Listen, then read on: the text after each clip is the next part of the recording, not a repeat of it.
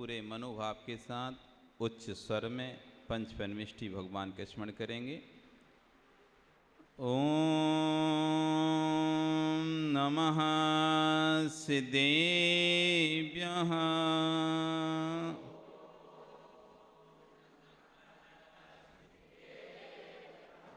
ओम नमः सिद्धेभ्यः।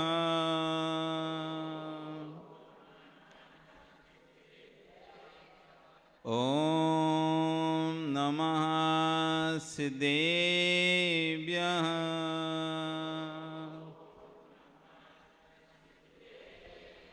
ओम नमः सिद्धेभ्यः।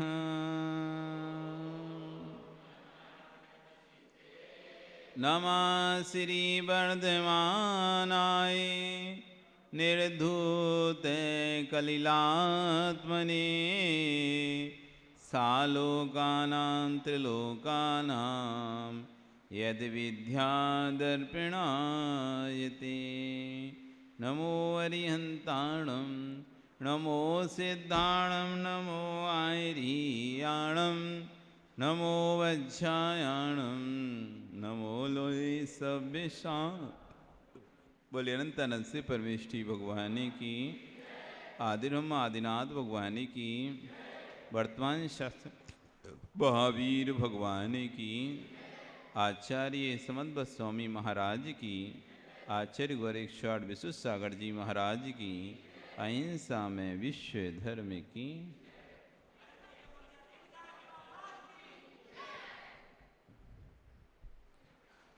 भवंदो,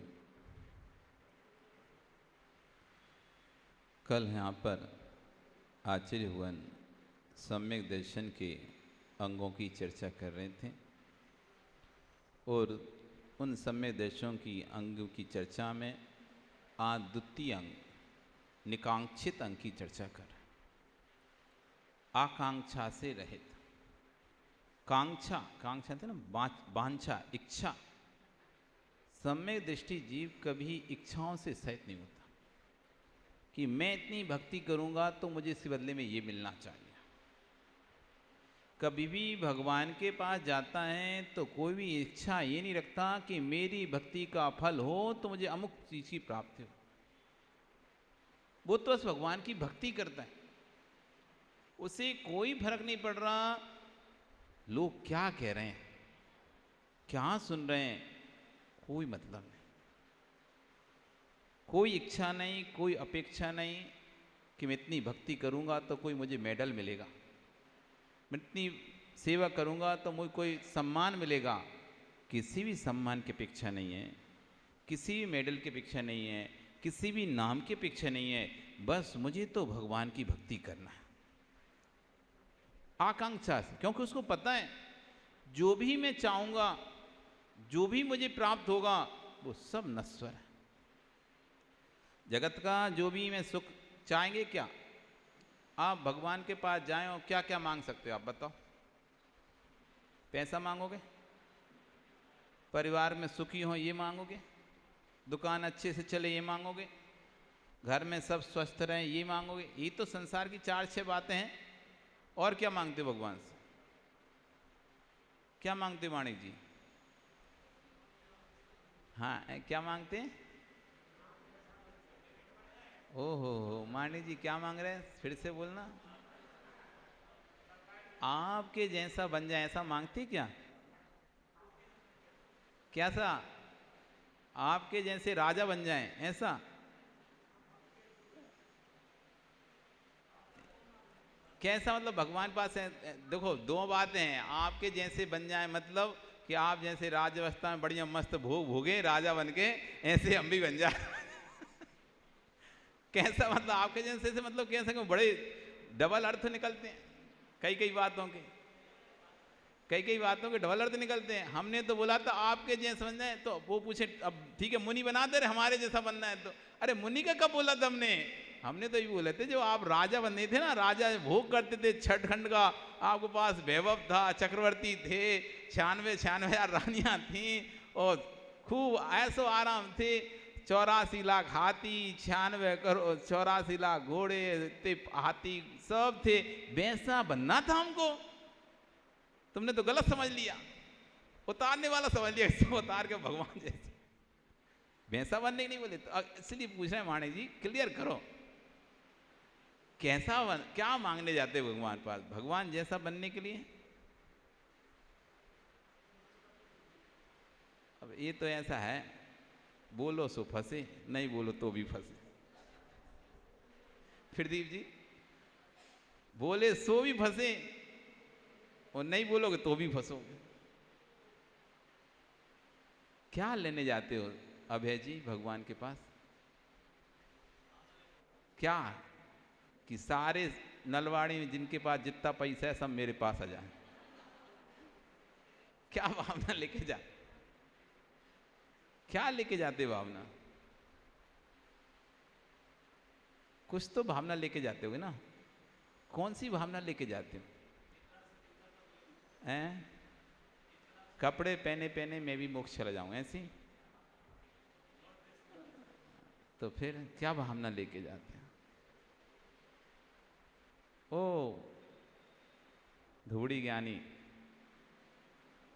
अजमेरा जी, क्या भावना लेके जाते हो भगवान के? कुछ तो लेके जाते हो ना, कुछ तो मांगते हो, कुछ तो कहते होगे हमें भगवान का पद चाहिए था, भाई हम तो वैसे बन गए जैसे चाहिए था, उन्होंने कहा ऐसा बनना पड़ेगा उसके लिए, तो हम ठीक है चाहिए तो बनना पड़ेगा। अरे आप किसी के पास जाते हैं, आपको टिकट चाहिए तो कहते भैया काउंटर पे लगो, टिकट चाहिए काउंटर पे लगो तब तो टिकट मिलेगी। आप सोचो काउंटर पे तुम लगेंगे नहीं, टिकट चाहिए।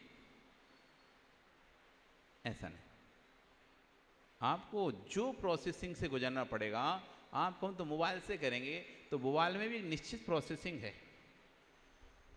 आपको प्रोसेसिंग फॉलो करना पड़ेगा, वो रूल्स फॉलो करने पड़ेंगे, तब जाकर आप वहां भी टिकट कर पाओगे।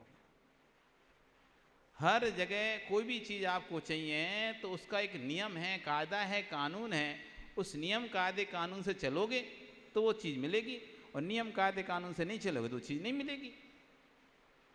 तो क्या चाहिए आपको? क्या लेने जाते हो शांतिलाल जी भगवान के पास? रोज सुबह सुबह चले जाते हो हैं? देने जाते हो कि लेने जाते हो? भगवान को कुछ देने जाते हो, भगवान से लेने जाते हो? वहां पे क्या करने जाते हैं? हाँ तो दर्शन करके कुछ तो बोलते होगे, भगवान आपके जैसे गुण मुझे प्राप्त हो, या ऐसा तो बोलते होगे। कैसा बोलते हो? क्या आपके जैसे संपत्ति जो थी वो मुझे प्राप्त हो, आप तो छोड़ के चले गए, पता नहीं कहाँ रखी है, वो सब हमें आ जाए।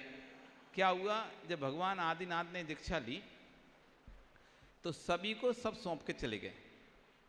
बाहुबली को पौदनपुर का राज दे दिया, भरत को अयोध्या का राज दे दिया, और जैसे जैसे पुत्र थे पौत्र थे सबको अपने हिसाब से राज दे के वो तो ले लिए दीक्षा। अब दीक्षा ले लिए, अब दो उनके पोते थे वो छूट गए थे, बाहर कहीं गए थे तो वो उस समय आ नहीं पाए थे, तो वो तो छूट गए थे। अब वो जब भगवान बन गए, वो तो भगवान के मुनि बन गए, आदिनाथ महामुनिराज अपनी तपस्या कर रहे हुए। अब ये दोनों पोते ढूंढते ढूंढते पहुंच गए कहाँ पे? वो कहते हैं दादा हमारा हिस्सा दो। अब वे तो मुनिराज अपने ध्यान में भी तो कुछ देखे, अब क्या हिस्सा देंगे, लेकिन वो तो कह रहे हैं नहीं आपको हमारा हिस्सा देना पड़ेगा। उन्हें तो पता ही नहीं था ना कि मुनि परंपरा तो आदिनाथ से प्रारंभ हुई, आदिनाथ के पहले तो कोई मुनि था ही नहीं, किसी ने दीक्षा ली नहीं थी, तो कोई जानते नहीं दीक्षा क्या होती है।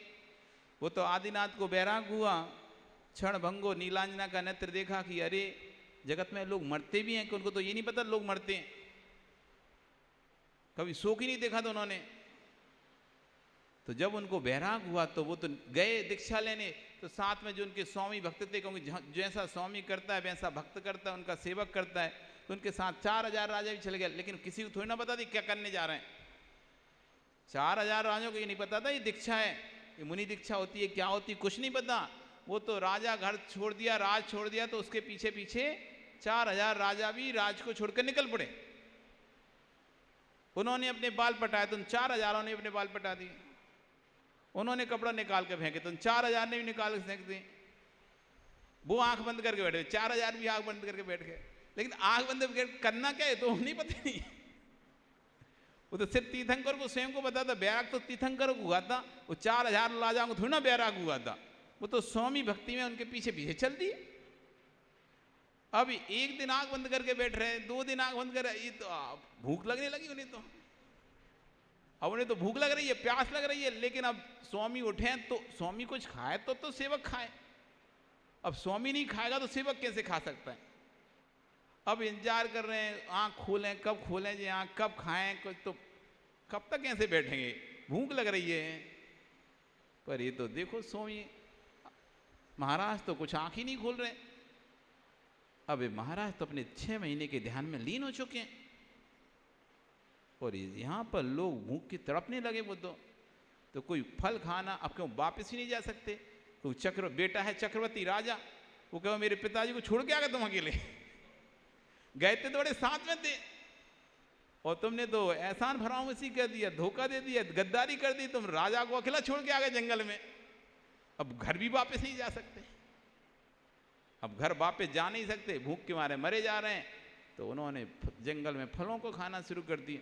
तो उन्हें पता नहीं था ना ये क्या है, जानते नहीं थे क्या है, दीक्षा है क्या है क्या नहीं है, कुछ पता ही नहीं था किसी को। तो तब आकाशवाणी हुई, ये भेष में तुम ये फल मल नहीं खाओ, भेष बदलो।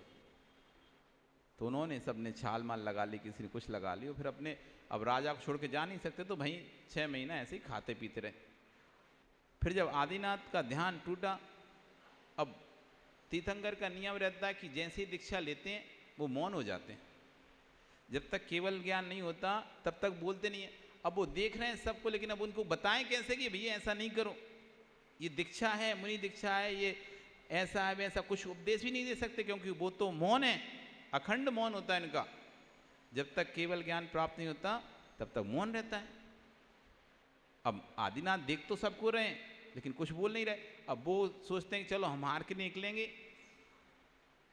तो आदिनाथ हार को निकले तो सब लोग पीछे पीछे, आदिनाथ के पीछे 4,000 लाइन से। ये खाएंगे तो अपने खाने मिलेगा कुछ, अब आदिनाथ को नहीं मिल रहा खाने तो अपने कहाँ मिले। आदिनाथ भी घूम रहे हैं, कोई कह रहा है मेरी लड़की ले लो, कोई कह रहा है मेरा सोना ले लो, कोई कह रहा है चांदी ले लो, कोई कह रहा है खाना ले लो, कोई कह रहा है कुछ ले लो, कोई कुछ ले लो।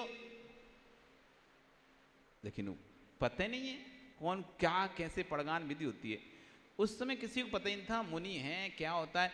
वो उसके दोनों भतीजे, दोनों पोते, उन्हें पता नहीं क्या, नबी नबी नाम के दोनों पोते, उन्हें पता नहीं क्या करना होता है। बस वो तो कह रहे हैं दादाजी हमारा हिस्सा दो, आप सबको दे के आए, उसको पोदनपुर का दे दी, उनको अध्यक्ष दे दी, उनको इधर का दे दी, उनका हमारा हिस्सा कहाँ है, हमारा हिस्सा दो।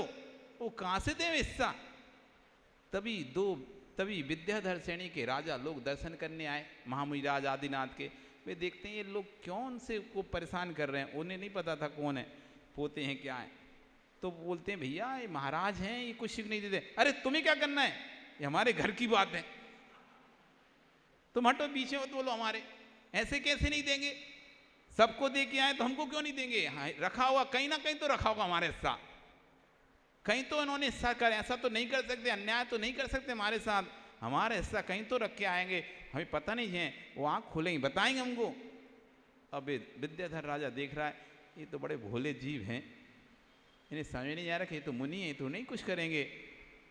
कोई बात नहीं, उसने कहा हाँ आप सही कह रहे हो, आप लोग नहीं थे इसलिए आपका राज्य हमको बता के गए। अच्छा हाँ कहाँ है। वो विद्याधर श्रेणी के राजा थे, का उत्तर की राज नमी को दिया और दक्षिण की विजया श्रेणी का राज नमी को दिया है। तुम लोगों को हमारे पास राज्य रखा हुआ है तुम्हारा। तो उन्होंने दोनों श्रेणियों का राजा बना दिया, अलग अलग दोनों भाइयों को। तो जब पता नहीं है तो मांग रहे हैं उनसे, ऐसी आप क्या मांग रहे हो भगवान से। आप भी जाते हो तो कुछ तो मांगते हो, कुछ तो कहते हो ये चाहिए वो चाहिए, ऐसा चाहिए वैसा चाहिए, कुछ तो चाहिए होगा तुमको। भगवान के जैसा बनना है, कैसा बनना है विजय जी, कैसा बनना है भगवान के जैसा। ओ विजय जी आप बताओ, दोनों विजय हैं, कैसा बनना है? पदम जी को भी साथ में ले लो। कैसा बनना है अपन को? भगवान के जैसा। कैसा? भगवान के जैसे राशि ठाडवाड़ जैसा, या भगवान के जैसा मुनि? कैसा? कुछ तो उद्देश्य लेके करते हो, इतने साल से पूजा पाठ कर रहे हो, कोई तो उद्देश्य होगा तुम्हारा। क्यों कर रहे हो पूजा पाठ? कोई तो लक्ष्य निर्धारित करके पूजा पाठ किया होगा। क्या उद्देश्य था? क्या उद्देश्य था? किस लिए लगे हो तुम भगवान को घिसने?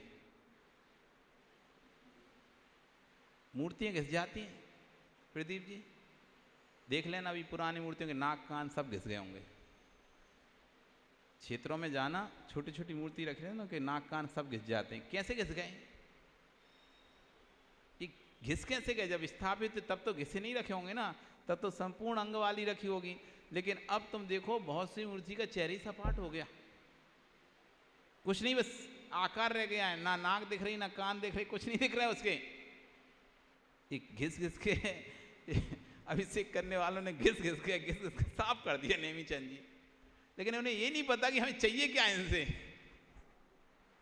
जिनको हम घिस रहे हैं, रोज सुबह से उठ के नहीं अभिषेक कर रहे हैं, उनसे हमें चाहिए क्या है? कुछ तो अपेक्षा रखी होगी, कुछ तो आकांक्षा होगी। निकांक्षित तो तुम हो नहीं सकते। है तो आकांक्षा, पर कौन सी आकांक्षा? संसार की जो भी आकांक्षाएं होंगी तो आचार्य कर्ण पर्वत से, श्लोक नंबर 12 में बोल रहे हैं, संसार की जो भी आकांक्षाएं वे कर्ण पर्वत से, कर्म के पर्वत से हैं। वो किसी ईश्वर के अधीन नहीं है, किसी प्रभु के अधीन नहीं है, किसी भगवान के अधीन नहीं है। जगत की जितनी भी इच्छाएं की पूर्ति जो है कर्ण पर्वत से। जगत का जितना भी सुख है, जितना भी दुख है, कर्ण पर्वत से, कर्म के पर्वत में है। सुख है तो कर्म से, दुख मिलेगा तो कर्म से। इसमें भगवान का कोई रोल ही नहीं है। क्या मांगने जाएं हम भगवान से? जो जिस वस्तु का अधिकारी नहीं है उससे क्या मांगेंगे हम? ये सुख दुख तो कर्म पर्वत से है, कर्म देगा हमको, भगवान नहीं देगा सुख दुख हमको। कौन देगा प्रदीप जी? कोई भगवान देगा हमको?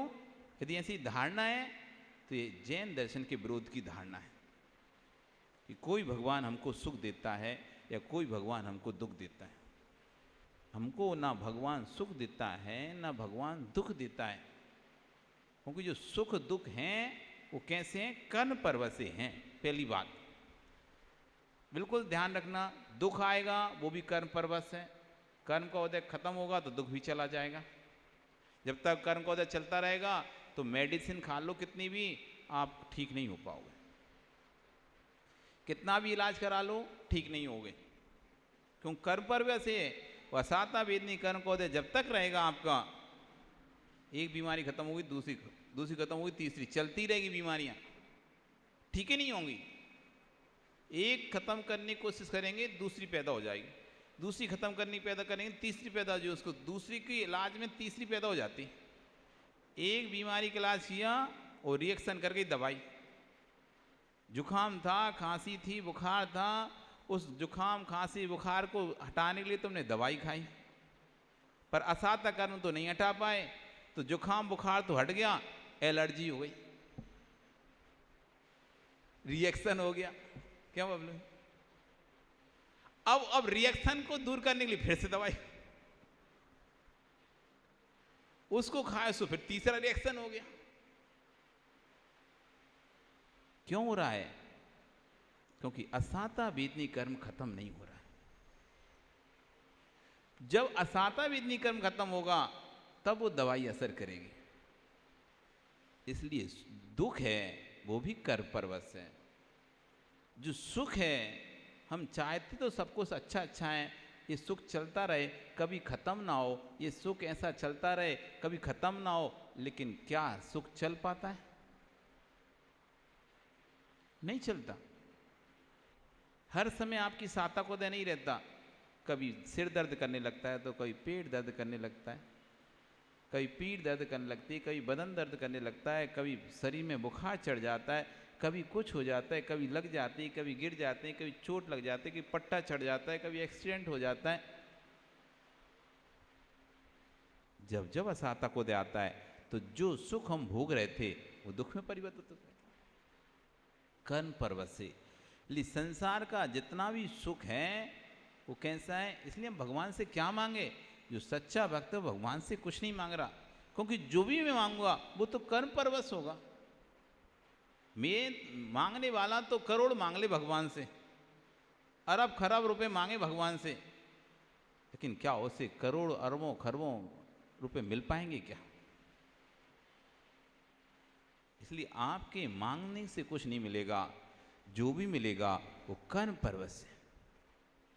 हम सोच बहुत कुछ सकते हैं, हम सोच बहुत कुछ सकते हैं, लेकिन प्राप्त तो नहीं होगा कर्म पर्वत से। तो पहला, इस संसार की जो वस्तुएं हैं या संसार की आकांक्षाएं इच्छाएं वो कैसी, कर पर्वत से। दूसरा कह रहे हैं शांति, नष्ट हो जाने वाली। कितनी भी अच्छी से अच्छी चीज ले आओ, कितना भी अच्छे से अच्छी वस्तु ले आओ, वो सब नष्ट होने वाली। अच्छा से अच्छा आलीशान महल बना लो तुम, वो भी एक समय मर्यादा बाद नष्ट हो जाएगा। आदिनाथ के महल नहीं दिख रहे, महावीर के महल नहीं दिख रहे, 84 खंड के महल थे, भरत चक्रवर्ती के 84, यही तो अयोध्या है, कोई दूसरी अयोध्या थोड़ी ना है। वही अयोध्या, वही कुंडलपुर, वही चंपापुर।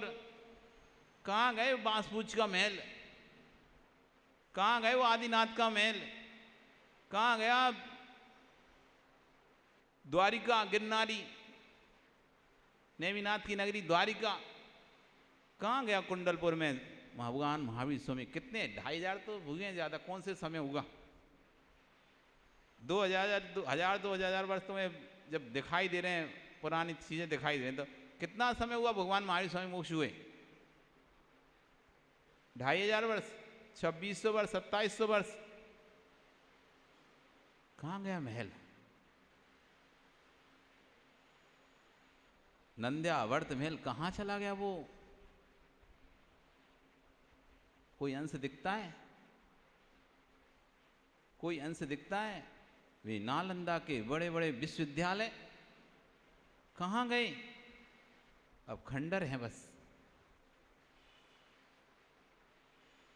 शांति, तुम कितना भी अच्छा मकान महल तैयार कर लो, एक सीमा के बाद, समय के बाद पुराना हो जाएगा, जर्जर होने लगेगा।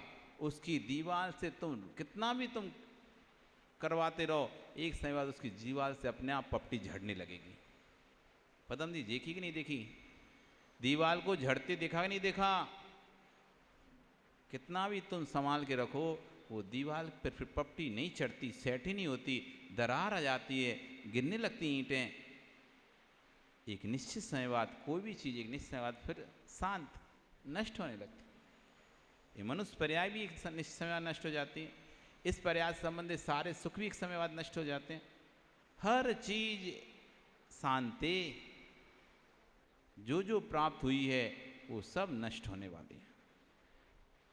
शांति, इसलिए संसार में किस सुख को चाहूं, जो भी सुख मैं प्राप्त करूंगा, जो भी सुख मुझे मिलेगा, वो शांति नष्ट होने वाला है, खत्म हो जाएगा। फिर दुखई अंत ऋतोदया, और अंत में क्या देगा? दुख को ही देके जाएगा।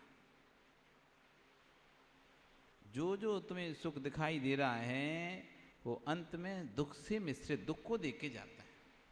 इसी बात को आचार्य भगवान जब कुंद देव स्वामी महाराज प्रवचन सार जी में कहते हैं कि जगत में सुख है कि नहीं है? बताओ, जगत में सुख है कि नहीं? कोई बताएगा? जगत में सुख है कि नहीं है कि नहीं? तो जब है तो छोड़ने की छोड़ते क्यों?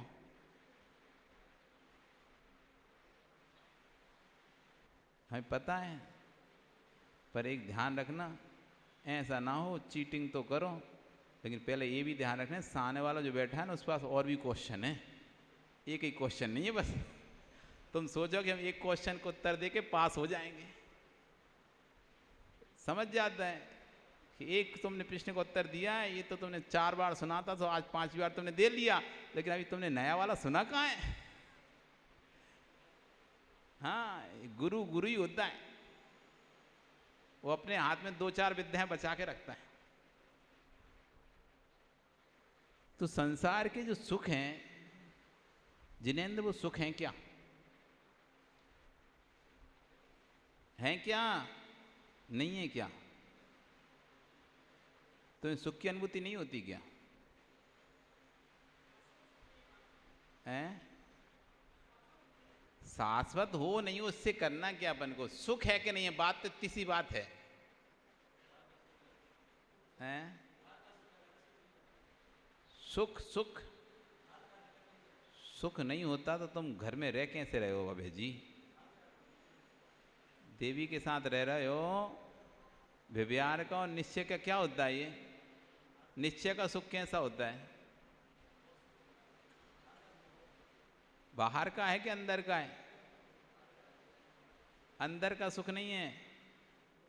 जब खाते हो तो शरीर को आनंद आता है कि अंदर आत्मा को आनंद आता है? तृप्ति अंदर होती है कि शरीर में होती है? तृप्त आत्मा होती है कि शरीर होता है? ये तृप्त होने का, आनंद लेने का गुण शरीर में है या आत्मा में है? ये आनंद नाम का जो गुण है वो जीव के अंदर पाया जाता है या पुद्गल के अंदर पाया जाता है? बोलो, अब बोलो। अब जो आनंद अनुभूति नाम का गुण है वो चेतन में पाया जाता है कि अचेतन में पाया जाता है? हैं? आत्मा में। आत्मा भीतर है कि बाहर? अंदर है कि बाहर है तुम्हारी आत्मा? है? अंदर है ना, तो आनंद कहाँ आ रहा है, अंदर के बाहर? अब बताओ आनंद कहाँ आ रहा है? अभी तुम बोल रहे थे बाहर आ रहा है, अब बताओ, अब बोलो कहाँ आ रहा है? ऐसे कैसे? आत्मा जहां होगी वहीं तो आनंद होगा ना, क्योंकि आनंद गुण तो आत्मा की पर्याय है, चेतन की पर्याय है। अचेतन में आनंद नाम का गुण नहीं होता है, और शरीर तो अचेतन है। ये तो चेतन के संयोग से हमको इसमें अनुभूति हो रही है, नहीं तो शरीर में कोई अनुभूति थोड़ी ना है। आज कोई सुई चबा रहा है, आपको दर्द हो रहा है, तो शरीर में दर्द नहीं हो रहा, वो आपकी आत्मा में दर्द हो रहा है। ये शरीर तो माध्यम बस हो गया, लेकिन अनुभूति आत्मा कर रही है उसकी। शरीर में कोई ने सुई चला दी, पैर में कांटा चुभ गया, पूरा शरीर झन्ना गया आपका, पूरा ऊपर से लेकर नीचे तक करंट लगा, इतना सा पूरा ऊपर से लेकर नीचे तक। अब जो झन्नाट हो रही है आत्मा की पीड़ा, वो आत्मा को ही हो रही है, कोई शरीर को नहीं हो रही। शरीर तो जड़ है, उसको कोई नहीं है सेंस, लेकिन वो आत्मा के संयोग से, आत्मा के संयोग से शरीर के साथ आत्मा का संयोग रहता है, चेतनता का संयोग रहता है। इसलिए शरीर के कहीं भी किसी भी हिस्से में कोई भी सुई भी चलाते हैं तो पूरी आत्मा में कंपन हो जाता है। तो जो आनंद नाम का गुण है वो शरीर के अंदर नहीं है, इसलिए सुख शरीर को नहीं आता, सुख तो आत्मा का ही अनुगुण है, वो आत्मा ही लेती है, शरीर तो माध्यम है बस उसके लिए। आप जो पंखे की ठंडी का आनंद ले रहे हो, तुमको लग रहा है शरीर को ले दे रहे हैं, शरीर को नहीं दे रहे, वो आत्मा को ही दे रहे तुम। आया समझ में कुछ? अब बताओ पंडित जी, कुछ बोलोगे?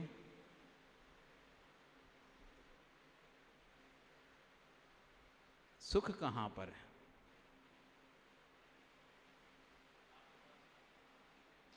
हमारे पास चाहिए फिर तुमको? हमारे पास है सुख तो चाहिए कि तुमको? आते हो फिर जाते क्यों? आते हो तो फिर जाते क्यों? क्या तुम्हें सुख से विद्वेष है या तुम्हें सुख से द्वेष है?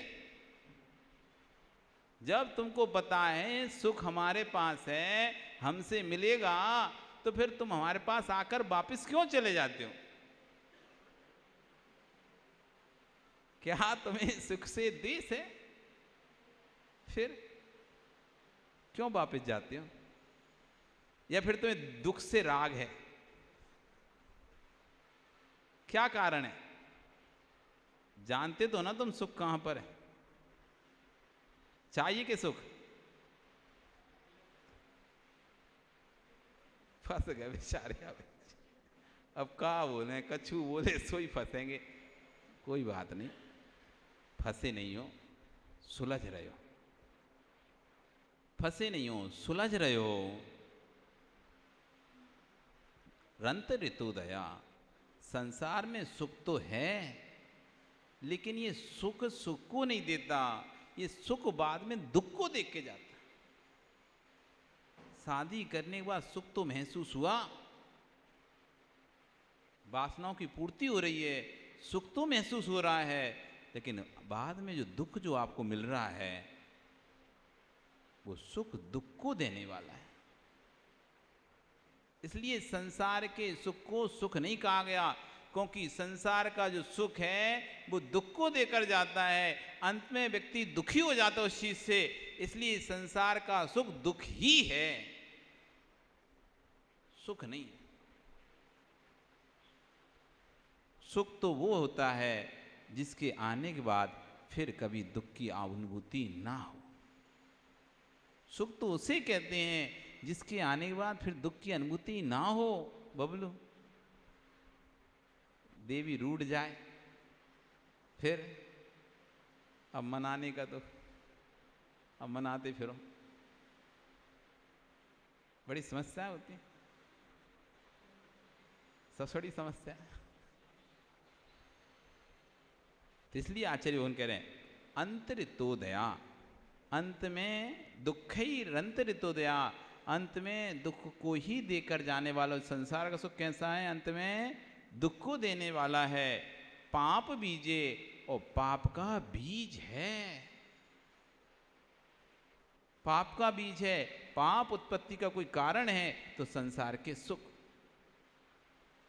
घर में शांति से रहते थे, एसी लगा लिया तुमने, अब एसी की हिंसा और बढ़ गई। लगा तो सुख, लेकिन पाप का नया बीज डाल दिया तुमने एक और। लगा तो सुख, पाप का एक नया बीज डाल दिया। कोई भी तुम भोग सामग्री खरीद के लेके आए, लग रहा है अच्छी हो गया, लेकिन अब वो नया पाप का एक बीज और पैदा कर लिया आपने। अभी तक तो 3 स्रोतों से पाप आ रहा था, अब 4था स्रोत और बढ़ गया पाप का। कोई और नया कारखाना लगा लिया जी तुमने, अभी तो 1-2 ही कारखाने से पाप आ रहा था, अब तीसरा और कारखाना खोला और पाप का एक बीज और बढ़ गया। पाप बीजे, व्यापार बढ़ा दिया तुमने, कारोबार बढ़ा दिया। पहले 2 ही स्थान से पाप का स्रोत हो रहा था, अब तीसरे स्थान से नया पाप का स्रोत और चालू हो गया। पाप बीजे, पाप का बीज। अभी तो 10 ही परिग्रह साड़ी का दोष लग रहा था, एक और नहीं खरीद लाई, अब 11 नया, एक और परिग्रह बढ़ गया, एक परिग्रह और बढ़ गया, एक पाप का बीज और डल गया। जो जो आप संसार की भोग सामग्री खरीद रहे हो, उपयोग कर रहे हो, सुख सुविधाएं जैसे जैसे बढ़ा रहे हो, पाप के बीजों को डालते चले आ रहे हो। जितने ज्यादा बीज डालोगे उतने ज्यादा पौधे। तो एक पाप का बीज और बढ़ा लिया। तो जितना भी सुख भोग सामग्री कैसी है, पाप बीजे, पाप का बीज हैं। जैसे बीज डालने पर पौधा उगने लगता है, ऐसे आपने एक बीज और डाल लिया पाप का। अभी शांति से थे, कुछ और ज़्यादा लपड़ झपड़ नहीं था, खाए पिए ओम शांति, अब ज़्यादा जोड़ने की इच्छा हो गई कि इसका करना है, वो करना है, व्यापार फैला लिया। अब धर्म कर्म से दूर होते चले जा रहे हैं और नए नए काम शुरू करते जा रहे हैं, पाप के बीज बढ़ाते चले जा रहे हैं। पाप बीजे सुखे अनास्था, सांसारिक सुखों में ऐसे पाप के कारण जो सांसारिक सुख हैं उसमें सम्यक दृष्टि को अनास्था, उनमें आस्था नहीं होती, उनसे ऊब जाता है वो।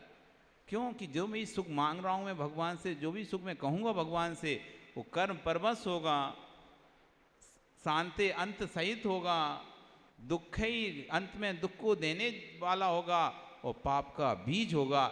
इसलिए ऐसे संसार के सुखों से वो अनास्थावान हो जाता है। सम्यकदर्शी जीव कोई भी भगवान से किसी भी संसारिक सुख की इच्छा नहीं करता।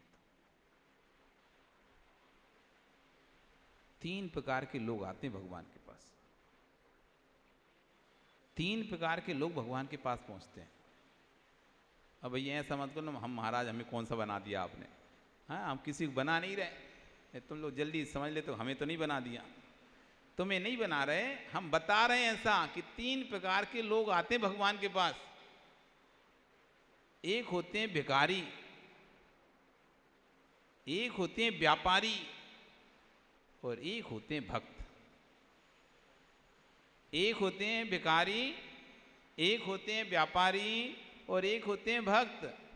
जो भिखारी होता है हर दिन आज भगवान मेरी दुकान नहीं चल रही, दुकान चल जाए, आज भगवान ऐसा हो जाए, आज वैसा, रोज आएगा कुछ ना कुछ इच्छाएं रखेगा, चला जाएगा भगवान पिछली बार हो गई थी पूरी, इस बार और हो जाए पूरी।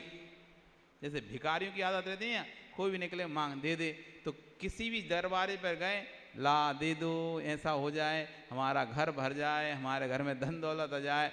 भगवान चढ़ाएंगे तो वे सड़े से चावल कुटकी के, टूटे टाटे से, इत्ते से, और चाहिए उन्हें महल भगवान से। चाहिए क्या? महल। ये भिखारी लोग हैं, देने के नाम पे तो कुछ निकलता नहीं इनसे, दान पुण्य तो होता नहीं है, पर चाहिए जरूर। तो रोज भगवान के पास जाते हैं, हाथ जोड़ कर खड़े हो जाते हैं, दे दो भगवान, आज ऐसा करना, हमारे को एक सोने की चैन चाहिए भगवान, हो जाए आपकी कृपा से, कुछ तो हो जाए, कृपा हो जाए, घर में धन बरस जाए, ऐसा हो जाए, वैसा हो जाए, बच्चे सुखी रहें, घर में शादी हो जाए, छोटा बेटा भी बहुत दिनों से शादी नहीं हो रही, लड़का मिल नहीं रहा भगवान, लड़की को लड़का नहीं मिल रहा, लड़के को लड़की नहीं मिल रही, मिल जाए आपकी कृपा से। बस वो हाथ जोड़े खड़ा है तन में होके, अंदर सोच रहा है भगवान बहू मिल जाए, भगवान दामाद मिल जाए कोई अच्छा सा, बस ये चल रहा है। ये भिखारी टाइप के लोग जो सिर्फ भगवान के पास मांगने आते। दूसरे आते हैं व्यापारी, प्रभु मेरा 5 करोड़ अटका हुआ है, हे भगवान मेरा 5 करोड़ रुपए अटका हुआ है, वो मिल जाए तो मैं यहां पर चांदी का महामंडल चढ़ाऊंगा।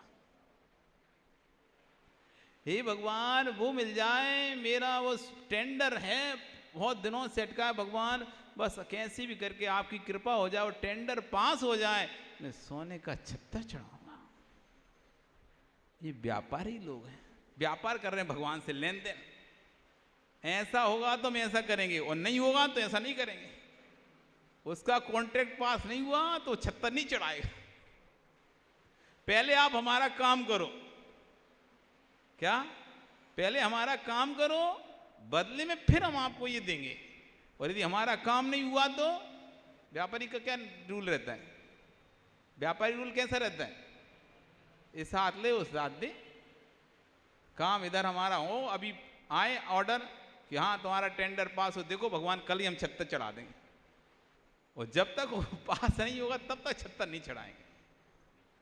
ये हो गए व्यापारी लोग। एक होते हैं भक्त लोग, जो तो बस भगवान की भक्ति करना है, उन्हें ना तो किसी इच्छा से मतलब है, ना कोई पूर्ति से मतलब है, बस उनका उद्देश्य हमें तो भगवान की भक्ति, भगवान के जैसा बनना है, इसलिए भगवान की भक्ति करने आता हूँ। ये होते हैं भक्त लोग। अब आप कौन सी कैटेगरी में आते हो? आप कौन सी कैटेगरी में आते हो ये आप जानो। हम नहीं बना रहे, नहीं तो तुमको महाराज ने भिखारी बना दिया हमको। अरे गड़बड़ हो जाती है, पहले बता दे। अब ये पूछो कहाँ से बोला, ये सब भगवान सी वाणी है, कहीं ना कहीं ढूंढ लेना मिल जाएगी। इसलिए जो सम्यक दृष्टि जीव है वह कभी भी भगवान के पास आकर कोई भी इच्छा नहीं करता, क्योंकि उसको पता है कि जो भी संसार के सुख हैं वे सब कर्म परवश हैं। भगवान क्या देगा? कर्म का। मैं अपने कर्म को, अगर साताविधि कर्म को दे आएगा तो मुझे सुख मिलेगा, असाताविधि कर्म का तो दुख मिलेगा। अंतराय कर्म उदय आएगा तो आई हुई वस्तु हाथ से चली जाएगी, अंतराय कर्म का क्षय होगा तो गई हुई वस्तु वापस हाथ में आ जाएगी। इसमें भगवान क्या करेगा? भगवान की भक्ति करूंगा तो कर्म का क्षय होगा बस। तो भगवान से नहीं मांगना मुझे तो अपने कर्म का क्षय करूंगा तो स्वतः ही वस्तु मुझे प्राप्त हो जाएगी। तो ऐसे भाव रखकर वो भगवान की भक्ति करता है, भगवान से कोई आकांक्षा नहीं करता कि मुझे अमुक वस्तु मिले, अमुक वस्तु प्राप्ति हो, इस तरह कोई भी आकांक्षा नहीं होती। ये निकांक्षित अंग का धारी होता है। कौन सा अंग? निकांक्षित, बिना आकांक्षा से सहित होकर भगवान की भक्ति करना, ये दूसरा सम्यक दर्शन का अंग है। आज आपका समय हो गया, कल फिर आओगे, पर्याय रही तो आगे और इस अंग पर चर्चा भी कर सकते हैं कि सुख कितने प्रकार के होते हैं, लौकिक सुख, पारलौकिक सुख, दो प्रकार के सुखों की चर्चा आगे आचार्य गुण यहाँ पे करेंगे। बोली भगवान महावीर स्वामी की। चलेंगे जिनवाणी स्तुति के लिए।